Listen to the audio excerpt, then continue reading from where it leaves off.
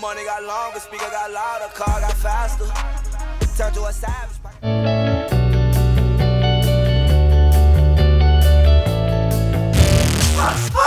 Why is this happening? Why does the Celtics have to fucking suck? Ugh. This is your fucking fault. Fuck you. No. It's the reaction all Celtics fans are having after Game 2 of the Conference Finals in the NBA. I'm back with another video today. I'm going to be talking about the Celtics, Game 2, the aftermath, and what I think could happen for the future. Let's get into it. Alright, everyone that watched the game, seen the game, saw the box score knows the Celtics got absolutely smacked today, and probably tomorrow when y'all see it, but this was an absolutely terrible game by everyone on the Celtics team. Isaiah Thomas got hurt, everyone was playing inconsistent, their game plan was awful, they were down by 41 at halftime. Like, how? How does that happen? Are you that bad? You're the number 1 seed. I know they have LeBron. I know that they're the best team in the NBA. Maybe. But I know they're really good. But 41 points at halftime. How does that happen? How? You have Isaiah Thomas. He averaged 30 points a game. I know he got hurt. But still, Jaylen Brown, Al Horford, Avery Bradley, Jay Crowder, Marcus Smart, Kelly Olynyk, everyone. Where are you? What are you doing? Get in the game. Come on, you can't get embarrassed like this. It's 41 points. I know the score at the end was like 37, but still, you're getting smacked out there.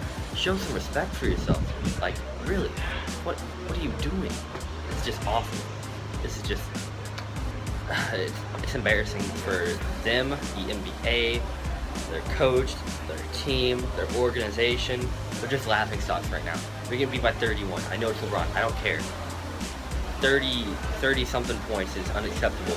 You're the number 1. Literally, no one showed up for this game. It was Jaylen Brown actually had a really good game. I gotta give props to him. He had like 19 points. There was some really good efficiency, but everyone else on the team played terribly.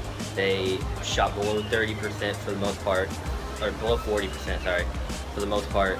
And these players just looked lifeless. They just looked like they were in the motions trying to get this game over, and they looked like they were done with the season. They didn't want to fight. They just rolled over and took the L, and that's just sad. They're a great team, and I believe they have a lot of potential, but they need to show more fight in this. I know people are going to say Isaiah Thomas got hurt.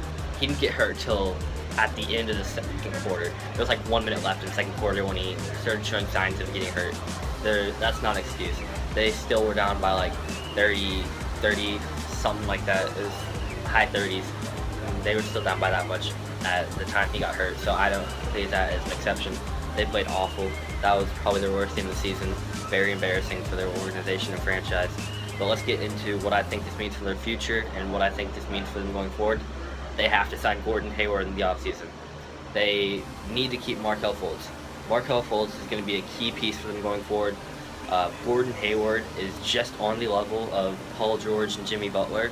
If you look at it, Jimmy Butler and Paul George, both great players, maybe a little bit better than Gordon Hayward, but Gordon Hayward is a mid-20s, low-20s scorer, and he can definitely help out this team. He won't add as much of a defensive presence as Jimmy Butler or Paul George will, but I don't think they need that now. I think they need to just add more help on their team and add more scoring, another scoring option from Isaiah Thomas, because if Isaiah Thomas gets shut down, if they keep the ball away from him, it's game over. They ain't doing nothing. But if they have Gordon Hayward on their team, they can definitely find another way to score. They can find another way to do stuff, and they just need another option. Alright, for this last segment of my video, I'm going to go over what I believe the Celtics need to do to be successful for years going forward. They need to get Gordon Hayward. They don't need to trade away these Brooklyn picks or key future pieces. They need to keep Jaylen Brown. They need to keep Markelle Fultz, who they're going to draft. They need to keep the pick next year and get a guy that's going to be a great center for them, can grab rebounds, protect the paint, block shots. Maybe a Mohamed Bamba. Made a video about him. Go watch it. But they need to keep these pieces. They need to get as much talent as possible. Imagine how deadly this is going to be. If they get Gordon Hayward, they have Al Horford, Avery Bradley, Jay Crowder, Isaiah Thomas. Then they have Brooklyn's pick this year, which is going to be Markelle Fultz. next year, which is maybe Mohamed Bamba, and the year after that, which is who even knows. There's a lot of great players coming out, a lot of great talents. They just need to keep these picks to keep generating more talent, so they can keep being just overall a great team, and they can just plug and play players whenever they need to. Say Jay Crowder's on a year where he needs an extension, you don't want to extend him. Jaylen Brown can come in, plug him right in, perfect player. Won't change anything. Avery Bradley, he needs an extension. No worries, we got Markelle Fultz. Plug Markelle Fultz in. You can just exchange these players out with younger ones that have more talent and develop better. So, what do you think? What do you think the Celtics should do? What do you think of this horrendous loss by them? They got blown out, and it's just very sad to watch. But what do you think? Comment down below in the description box. I want to hear it. Make sure to hit that subscribe button, and I'm out. Peace.